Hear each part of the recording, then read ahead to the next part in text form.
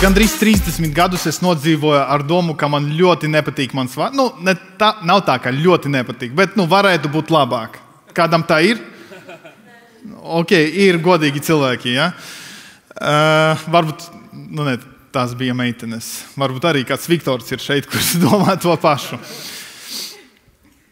Un tā man īsti patika mans vārds. Un pēc tam es sapratu, es saņēmu super dziļu atklāsmi, ka īstenībā katrs kristietis kaut mazliet viņam ir jābūt Viktoram. Un ka īstenībā Jēzus ir visgalvenākais Viktors. Ja? Ja jūs nesapratāt, tad paprasiet kaimiņam, ko ir. Tikai nestāstiet to, ka tādu vienīgu atklāsmi, ka jūs saņēmat, ko jūs šodien uzzinājat, ka Jēzus ir Viktors. Ok. Tas ir ļoti grūts jautājums, bet kāds ir šīs konferences temats? Tas ir es esmu šeit. Vai tā ir frāze par Dievu vai par mums? Kā jūs domājat, kad jūs pirmo reizi dzirdējat konferences nosaukumu, ko jūs padomājat? Vai tas ir par mani, vai tas ir par Dievu? Kurš to runā? Es esmu šeit, vai Dievs esmu šeit? Runā, kā es esmu šeit. Runājot par šito bildi vispār, grūti iedomāties, ka tas ir Dievs, kurš kaut ko tādu runā, vai ne? Bet īstenībā to sākam gan mēs, gan Dievs. Un varbūt mēs atnācam šeit ar tādu jautājumu: Dievs, vai tu esi šeit? Un Dievs skatās un prasa: vai tu esi šeit? Bet tad tu saki: bet es paprasīju pirmais. Bet tad Dievs saka: bet es esmu Dievs. Tātad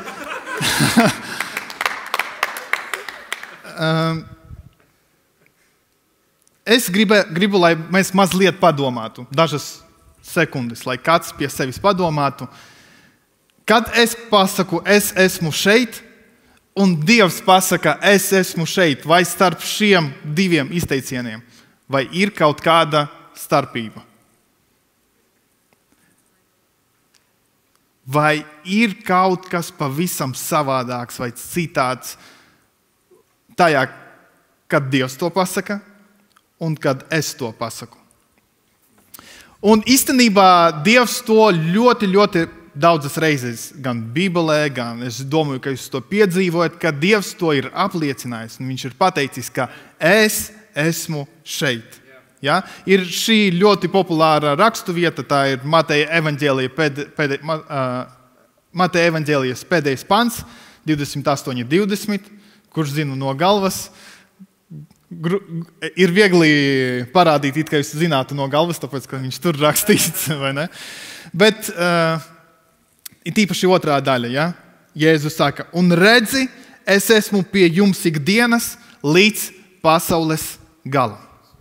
Es esmu šeit līdz pasaules galam, līdz pašām beigām. Tad mēs varam attīstīt šo domu un domāt, kādā veidā viņš ir šeit. Jo pat ja tu esi šeit, ir ļoti viegli īstenībā nebūt šeit. Ja? Ir ļoti viegli kaut ko atrast šeit un atrasties šeit. Ir ļoti viegli atrasties savās domās.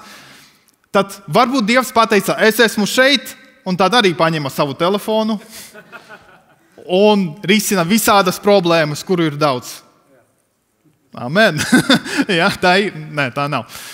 Tad Dievs pateica, es esmu šeit. Bet cik ļoti viņš ir šeit?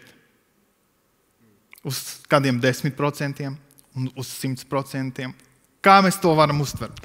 Un interesanti, ka viņš to pats paskaidro, kādā mērā viņš ir šeit. Mēs to atrodam 2. Mūzes grāmatā, 3. nodaļa, kad Mūzes atnāk pie šī krūma, kurš deg un nesadeg. Un Dievs viņam atklājas un runā uz viņu un saka: bet Mūzes sacīja uz Dievu: redzi, kad es nākšu pie Izraēla bērniem un viņiem sacīšu, jūsu tevu Dievs mani pie jums ir sūtījis. Tad tie jautās, kā viņu sauc, ko tad lai es viņiem saku? Un 14. pants. Dievs sacīja uz Mūzu, es esmu, kas es esmu. Viņš sacīja, tā tev jārunā ar Izraēla bērniem. Es esmu, tas mani sūtīs pie jums. Tātad mēs ļoti daudz un ilgi varam domāt par to, ko tad Dievs domā ar šo frāzi. Es esmu, kas es esmu. Bet mēs redzam, ka viņš negribēja limitēt sevi tikai ar vienu kaut kādu īpašību vai ar vienu vārdu. Viņš gribēja parādīt, ka viņš tas, kurš radījis visu pasauli, visu visumu, visu, kas elpo un neelpo, visu, ko mēs redzam, tāds Dievs, visa savā spēkā, visa varenība ir šeit, tepat. Tāds pats Dievs, kurš nelimitē sevi, un viņš ir uzticams savam vārdam. Bet tagad mēs nonākam pie nākamā jautājuma. Vai kādam ir gadījies tā, ka jūs runājat ar kādu cilvēku, kurš nav no draudzes, kurš nepazīst Jēzu kā savu kungu? Jūs sakat par Dievu, un jūs sakat, ka Dievs tik ļoti mīl, ka viņš ir šeit, viņš ir klātesošs.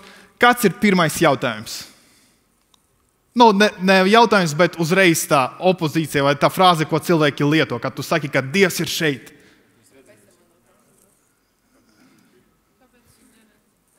Jā, un es vēl tālāk šo domu attīstīšu. Parasti cilvēki saka, jā, Dievs tiešām ir šajā pasaulē, tad kāpēc šajā pasaulē, un tur var nosaukt ļoti daudzas lietas. Ja? Kāri, bēdas, slimības, bērni mirst, visādas sliktas lietas, kas notiek. Un padomājiet, kādi bija Izraēla tautas apstākļi tajā laikā, kad Dievs pateica, es tik ļoti varenais, tik liels, Dievs, kuram nav nekādu robežu, Dievs, kuram nav nekādu griestu, ja, kurš vispār var izdarīt visu iespējamo un neiespējamo. Es esmu šeit. Kādi apstākļi bija Izraēla? Viņi bija 400 gadi gūstā. Viņiem bija nereāli smags darbs. Es domāju, ka daudzi no viņiem mira. Mūzus vispār ir brīnums, ka viņš ir dzīvs, tāpēc, ka īstenībā viņam vajadzēja arī būt nogalinātam. Tie apstākļi bija briesmīgi. Un Dievs saka, es esmu šeit. Gribās uzdot jautājumu, tiešām? Ko tu vienkārši paskaties, kas tur notiek? Es nezinu, cik tālu Mūzus tajā brīdī bija no Eģiptes, bet pāris 100 kilometru attālumā. Paskaties, kas tur notiek. Vai tu arī esi tur? Vai arī tu esi tur? Un varbūt dažreiz mēs skatāmies uz visu, kas notiek apkārt. Gan uz mūsu personīgām dzīvēm, gan uz varbūt tiem apstākļiem vai tiem notikumiem, kuri neskar mūs pa taisno, un mēs uzdodam jautājumu, Dievs, vai tiešām tu esi šeit? Tas ir nereāli.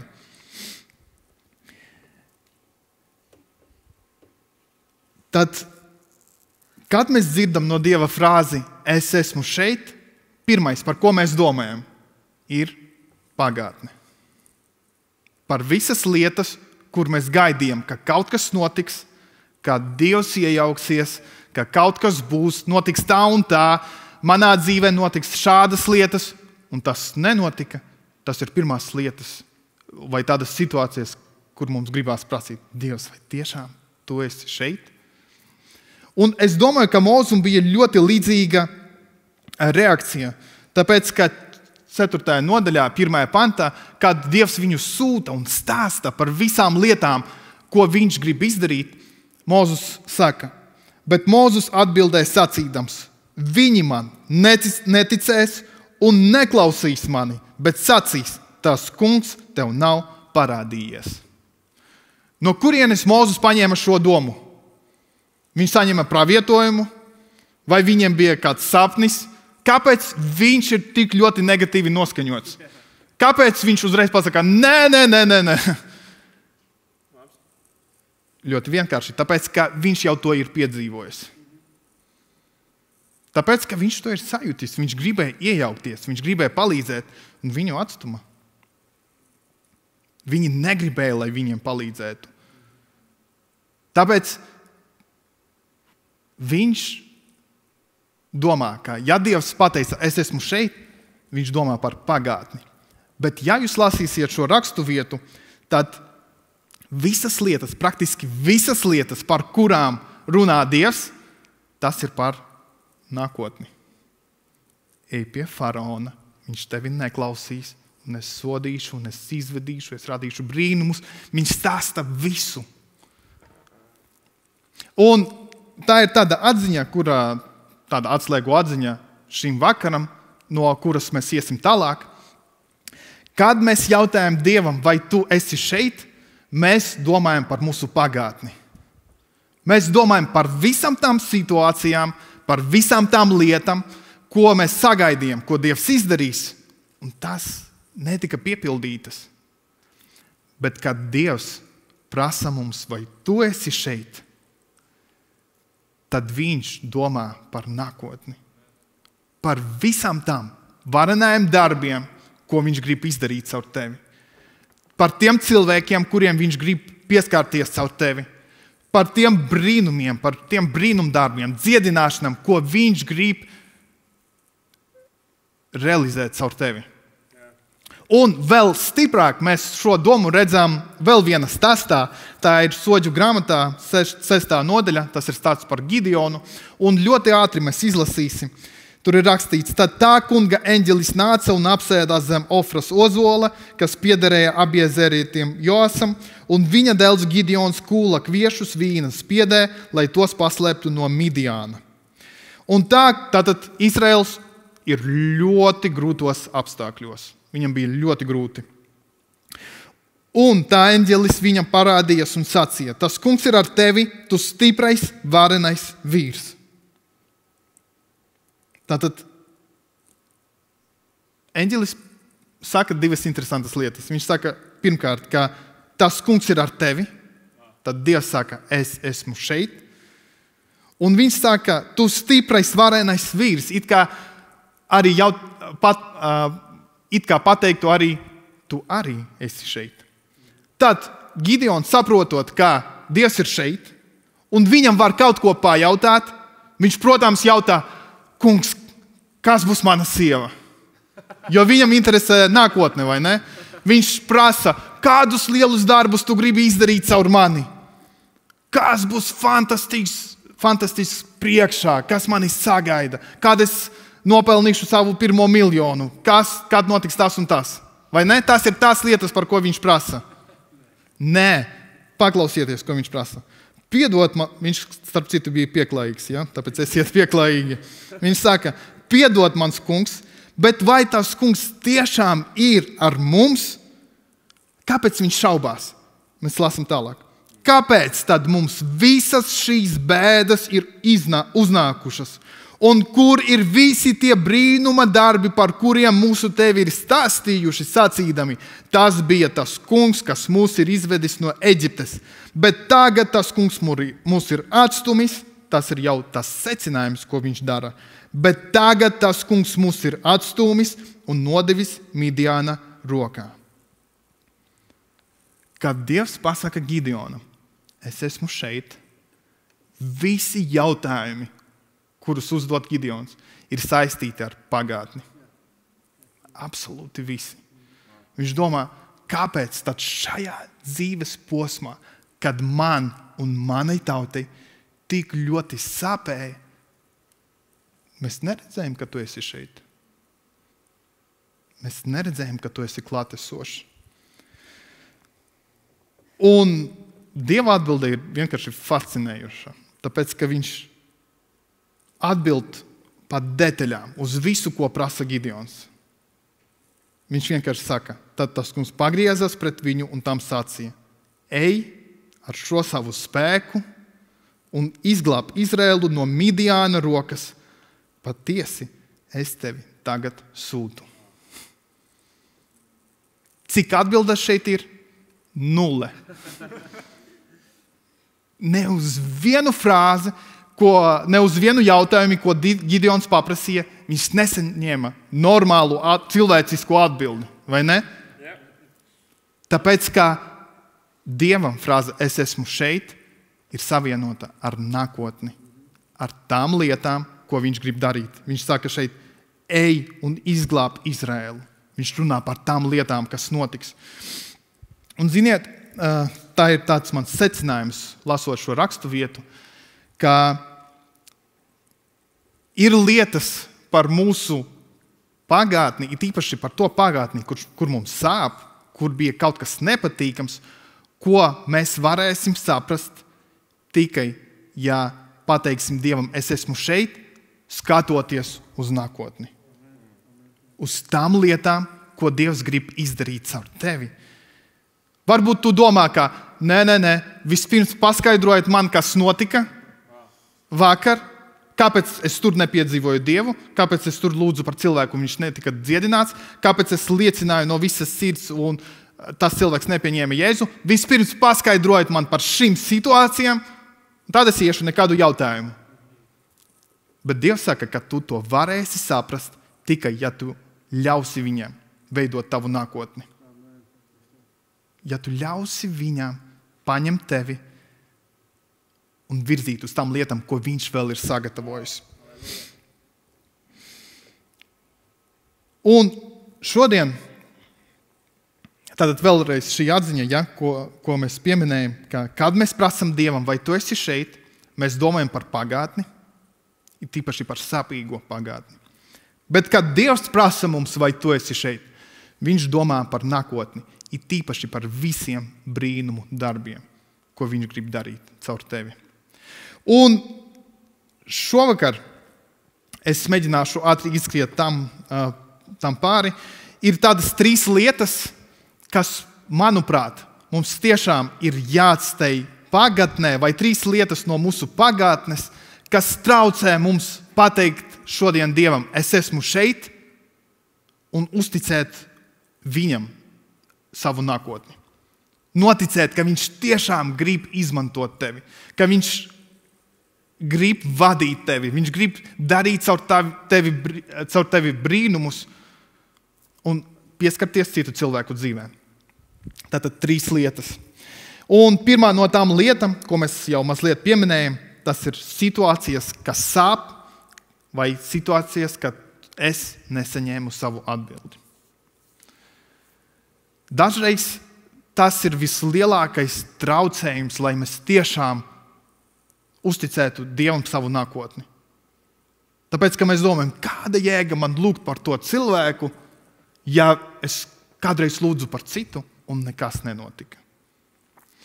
Vispār Bībele ir ļoti reāla grāmata. Tā ir ziņā, ka viņa nemēģina pastāstīt mums kaut kādas pasakas, ka viss būs tik labi un forši. Un man šķiet, ka mācītais arī ļoti daudz par to runāja, ka Bībele nav tā grāmata, kura vienkārši grib mūs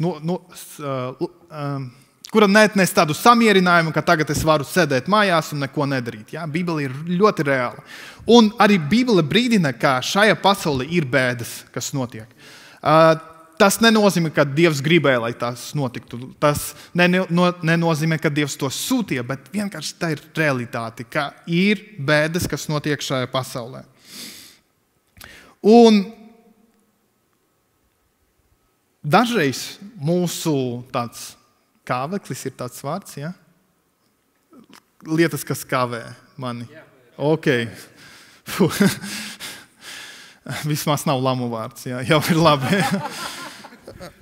Tad mūsu kavēklis, kāpēc mēs nevaram pateikt Dievam, es esmu šeit, tāpēc, ka mēs domājam par visām tām situācijām, kur man sāp. Mēs gribam no sākuma tās izprast. Mēs gribam no sākuma pilnīgi visas detaļas saprast par visu mūsu dzīvi, un tad mēs pateiksim Dievam, ka ok, tagad es saprotu, es esmu šeit. Tagad tu vari lietot mani, lai pieskartos citiem. Tagad tu vari runāt caur mani, jo tagad es visu saprotu par savu dzīvi. Tie var būt ļoti dažādi jautājumi. Ja? Kāpēc es piedzimu tādā ģimenē, kur pret mani tā attiecās, vai nu vecāki, vai nu brāļi, vai kādi citi radinieki? Kāpēc šīs cilvēks nodarīja man pāri? Ja? Kāpēc šīs cilvēks atnesa tik daudz bēdas man dzīvē? Kāpēc es, kā mēs pieminējam, toreiz lūdzu, un nekas nenotika, nekas nemainījās, un tā tālāk. Šis saraksts var turpināties tik ilgi. Un dažreiz mēs pirms gatavi kalpot citiem, mums gribas saņemt visas atbildes uz saviem jautājumiem. Mēs domājam, kā es varu kalpot citiem, ja man kaut kur pašam sāp. Mēs gribam, lai vispirms Dievs dziedina mūsu sirdis un kaut ko izdarītu ar mums.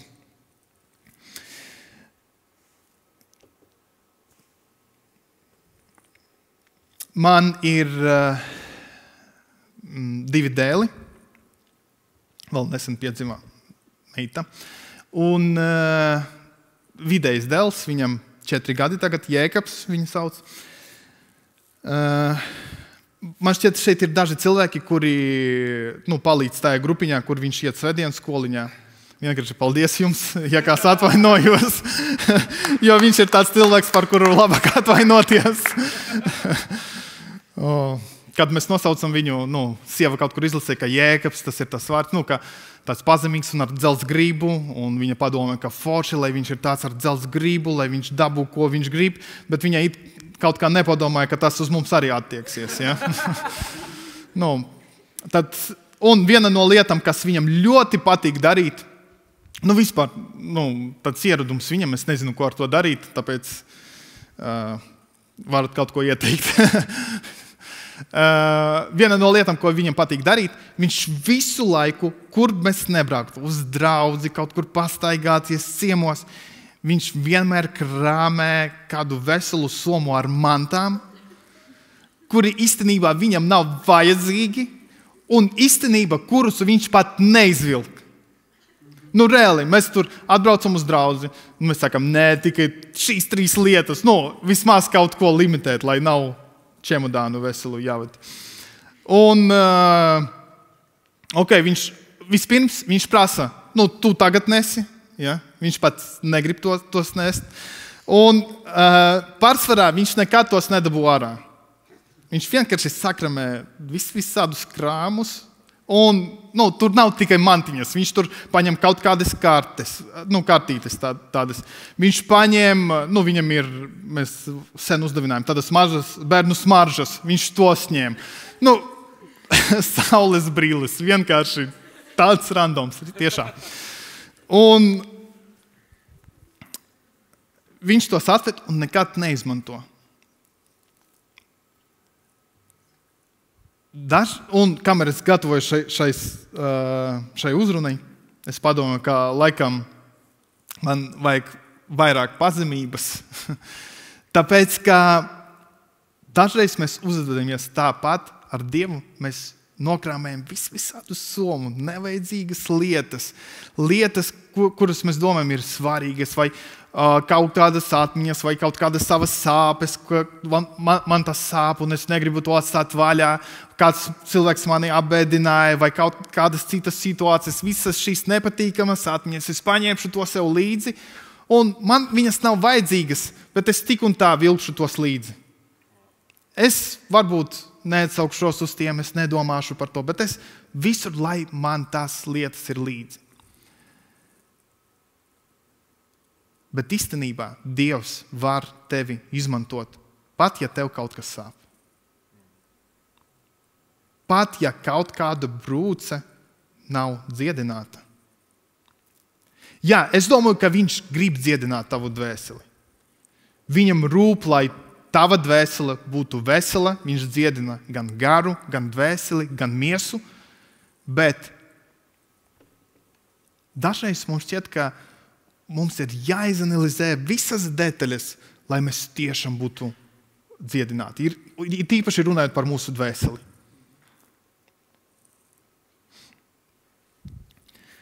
Vai kāds no jums piedzīvoja, tā ir reāli, ka jūs redzējat kādu dziedināšanu, tādas ļoti parastās lietas. Piemēram, jums sāpēja galva, par jums aizlūdza un vairs nesāp. Vai jūs pēc tam uzdevat jautājumu, Dievs, bet kas tur īsti notika? Vai tagad mans asinsspiediens normalizējas? Vai vienkārši tur bija kaut kāda, vai vienkārši, bija aizlikts deguns un tu to atbrīvoji? Vai, piemēram, jūs slimojat un no rīta jūs pamostaties un jūs domājat, wow, esmu dziedināts, vairs nav temperatūras. Vai jūs uzdodat jautājumu, Dievs, vai tu palielināji leukocītus, vai tu iznīcināji mikrobus, vīrusu?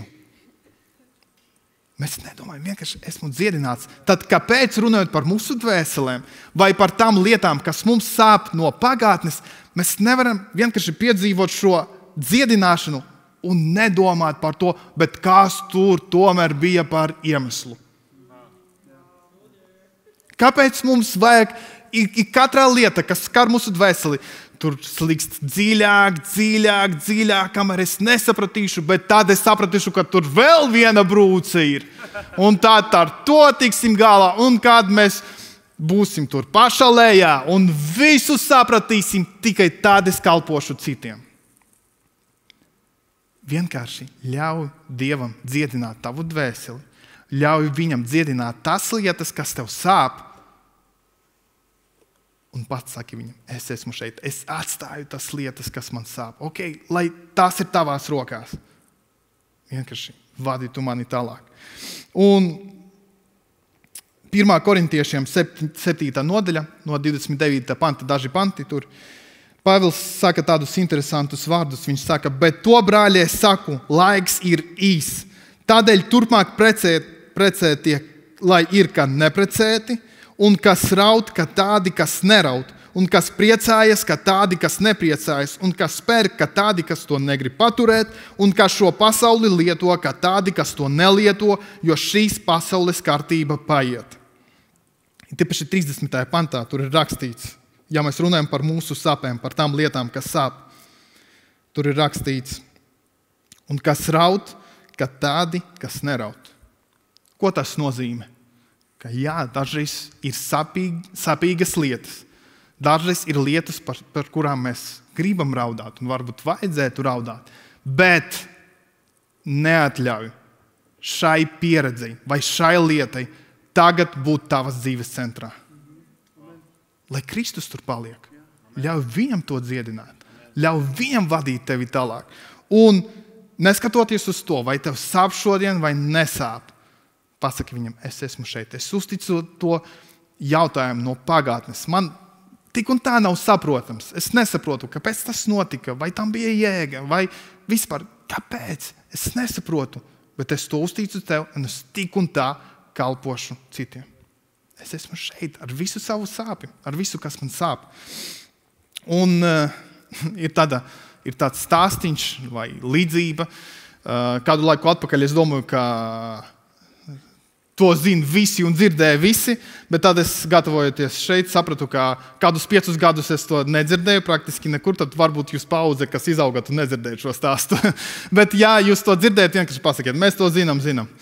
Par 2 traukiem, viens bija ar plaisu, otrs bija bez. Ziniet? Ok. Tad tāds stāsts, ka kāds kalps, kurš rūpējas par sava kunga namu, viņam katru dienu bija jānēsā ūdens no akas uz mājām, un viņam bija 2 trauki, ūdens trauki, kurus viņš nesa uz pleciem, un viens trauks bija ar tādu riktīgo plaisu. Un problēma bija tajā, ka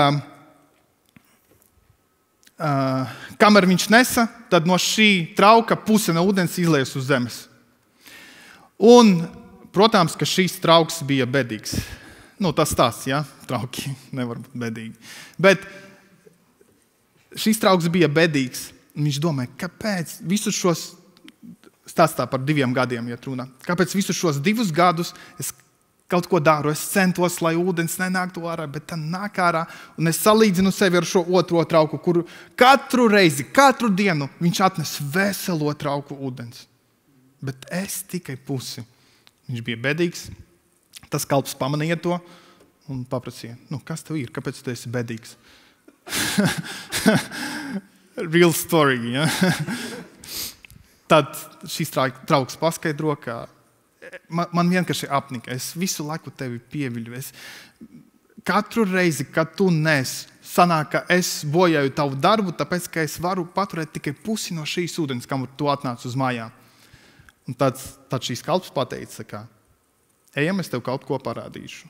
Viņš atnāk uz to ceļu, kur viņš iet katru dienu, un viņš saka, ka redzi, ka no vienas malas aug ziedi. Vai zini, ka es tos speciāli iestādīju, paldies.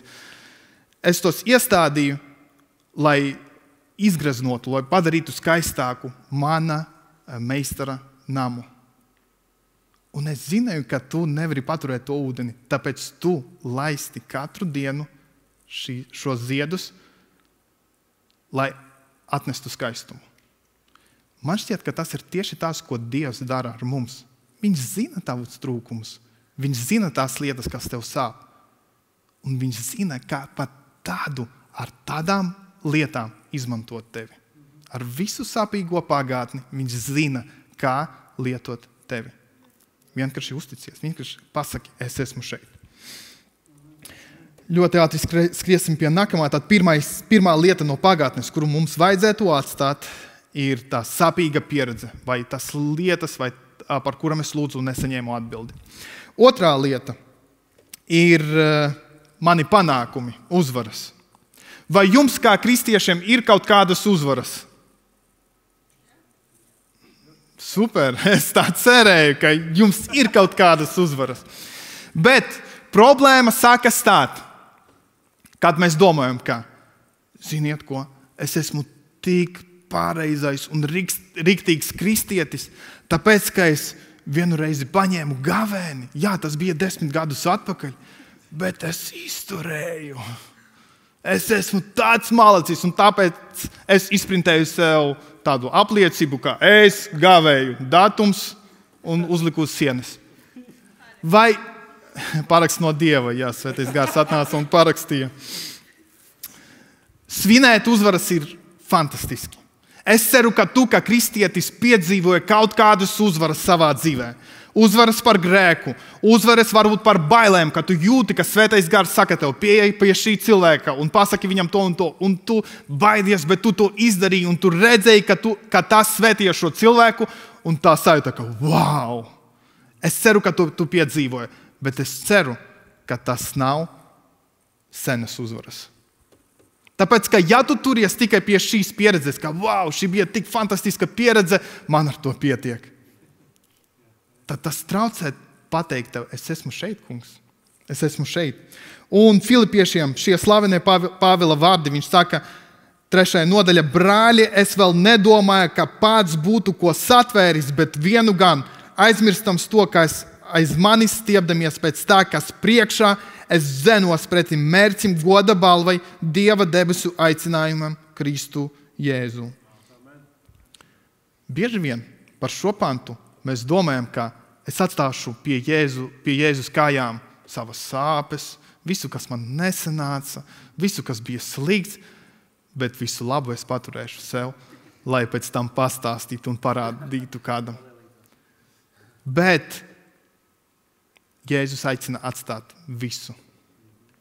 Viņš aicina tevi atstāt vecas uzvaras. Es nezinu, vai jūs kādreiz bijat tādās situācijās, bet mēs varam katrs sajust, kā es sajustos, ja es nonāktu tādā situācijā. Piemēram, jūs aicināt ciemos un saka, atnes kādu cienestiņu, ja? Nākam ar groziņiem. Un jūs padomājat, īsti tā laika nav, nopirkšu čipšus 2 pakas un koliņu. Kas var būt labāk, vai ne? Un jūs atnākat, un tad jūs redzat, kā viens cilvēks, viņš sagatavoja tur suši, pats izdarīja mājās, visu dienu pavadīja, lai tos izdarītu. Tad nākamais cilvēks, viņš tur tiešām pavadīja visu dienu un panākti šī kūka stāvēja, lai būtu garšīgāka, lai viss ar krēmu un tā. Tad šis cilvēks, un katrs izdarīja kaut ko nereālu. Un jūs tā stāvat koridorī ar savām 2 čipšu pakām un ar kolu. Diezgan tāda stulba sajūta, ka visi tik ļoti iespringa, bet tu viens... Ok, čipši un kola varbūt nav sliktākais piemērs, tāpēc, ka aizies jebkurā gadījumā, vai ne?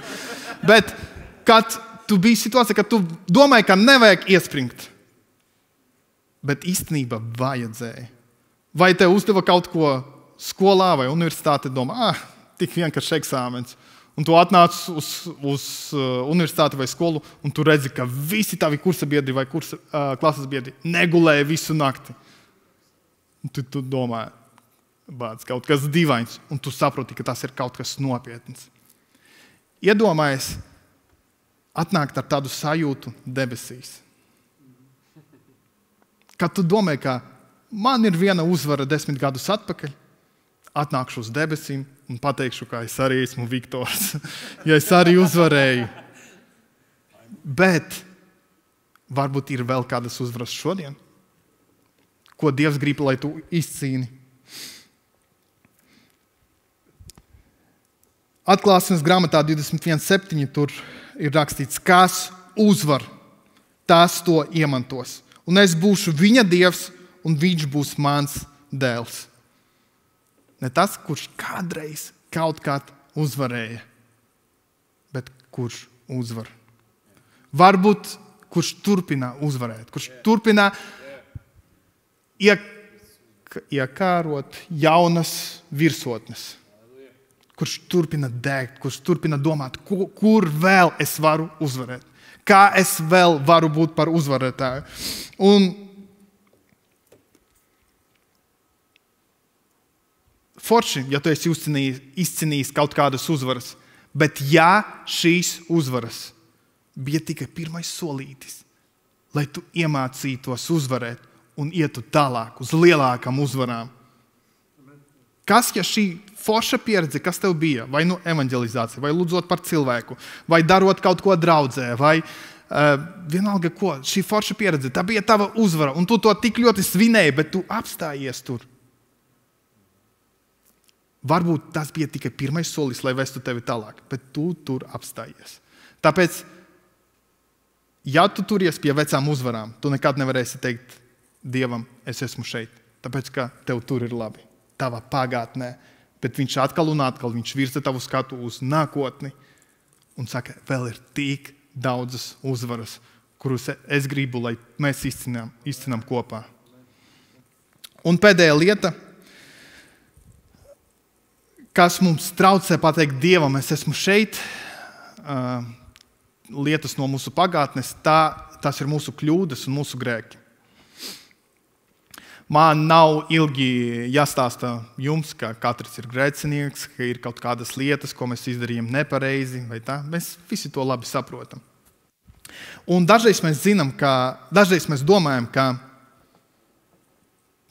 kā es varu pateikt Dievam, ka es esmu šeit, ja man ir tik daudz grēku, ja man ir tik daudzas lietas no manas pagātnes, kas man traucē.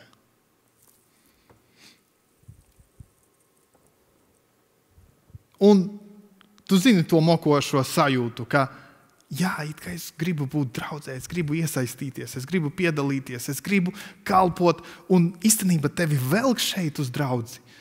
Bet ir kādas cīņas vēl tavā dzīvē, varbūt ir kāds grēks, varbūt ir kādas lietas, kas joprojām traucē tev. Un es gribu, lai mēs atceramies par Jāņa 21. nodaļu. Tur ir stāsts, jūs zināt šo stāstu, kā Pēteris nodeva Jēzu 3 reizes. Es domāju, ka viņš jutās briesmīgi, vai ne? Tur ir vēl tāda nozīmīga detaļa, es neceros, kurā no evaņģēlijām tā ir aprakstīta. Tur ir rakstīts, ka kad Pēteris 3. reizi noliedza Jēzu, tad viņš, viņš saredzēja Jēzus acis. Tad Jēzus skaties tieši uz viņu. Jūs varat iedomāties, kā viņš jutās. Tad vienkārši es domāju, ka tā ir tik briesmīga sajūta, tik smagi viņam bija. Un es domāju, ka Pēterim būtu grūti pateikt, ka Dievs, es esmu šeit. Kā es varu pateikt, ja es tikko esmu nodevis Dievu? Bet tad notiek šī stāsts, kad Jēzus parādās mācekļiem, viņi saprot, ka tas ir Jēzus, un kaut kāda fantastiskā veidā Pēteri viņu velk pie Jēzu. Ko jūs parasti jūtat pret cilvēku, kuram jūs esat nodarījuši pāri?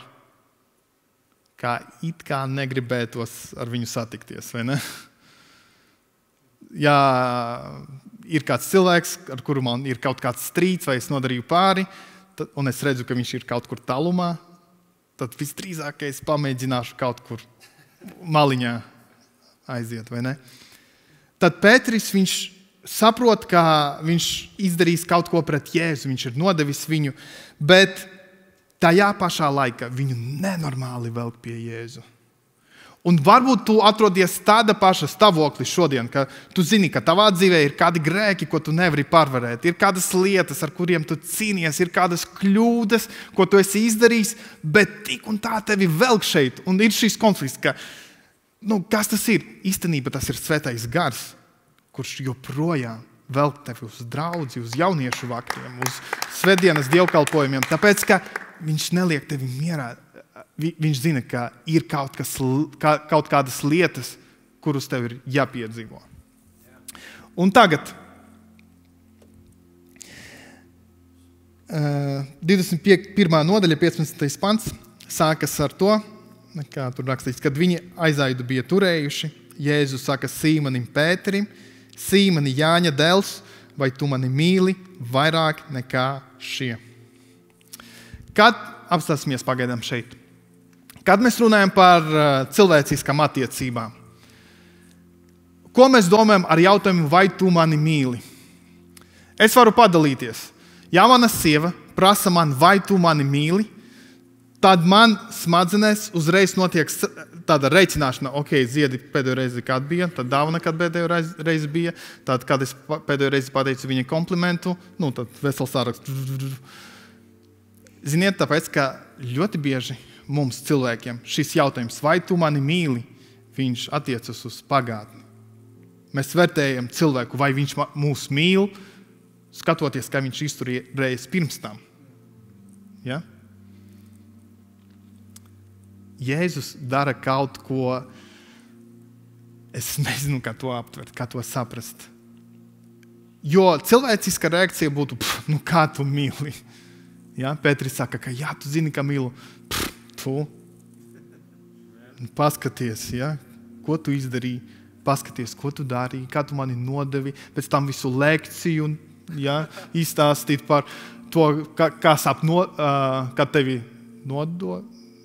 nodeva, kā tas sāp un kas tur smaguma, un pēc tam pastāstīt, cik smagi bija krustā, un cik smagi bija vēl zinot, ka Pēteris mani noraidīja, tas vēl smagāk visu šo situāciju. Tas būtu loģiski izdarīt mums cilvēkiem. Bet Jēzus atbildēja ar ļoti vienkāršu frāzi. Viņš saka, gani manus jērus. Viņš nepiemina neko no pagātnes. Viņš saka par tagadni un par nākotni, kas sagaida Pēteri. Varbūt tu šodien cīnies ar kādu grēku vai ar kādām kļūdām, un tu atrodies šeit, un tu nezini, kā pateikt, ka Dievs, es esmu šeit. Es taču cīnos, paskaties uz mani pagātni. Bet Dievs grib virzīt tavu skatu uz nākotni, uz tām lietām, ko viņš grib darīt ar tevi. Ja tu to pateiksi, viņš gatavs tevi lietot, viņš gatavs tevi vadīt. Un Dievs neprasa, vai tu esi šeit, lai atstātu tevi bez cerības. Tu saki, Dievs, es esmu šeit, un viņš, paskaties savu screen time, ja?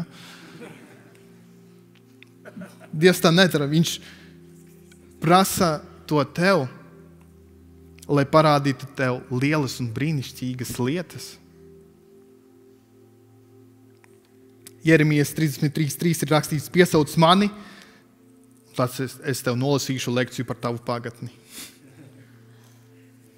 Viņš saka, es tevi uzklausīšu un tev atklāšu lielas un brīnišķīgas lietas, kas tev nebija zināmas. Viņš nesola, ka viņš atbildēs uz visiem taviem jautājumiem par pagatni.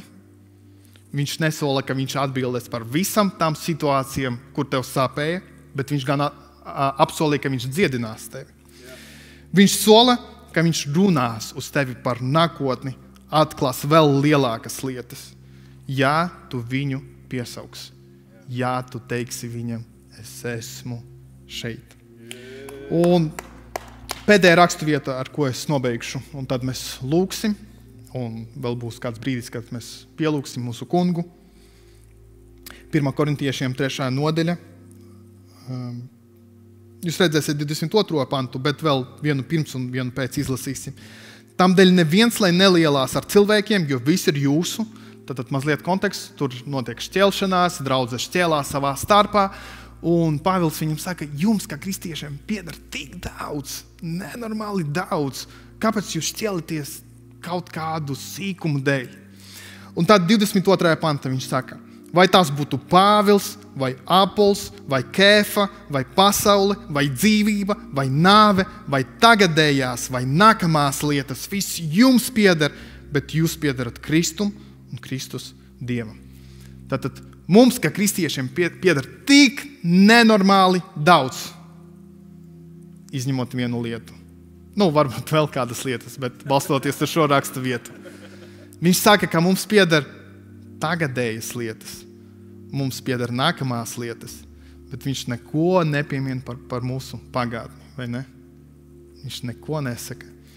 Tāpēc, ka viņš prasa to uzticēt sev, tam kungam, kurš var izmantot tavu sapīgo pagātni, lai izveidotu kaut ko skaistu šodien.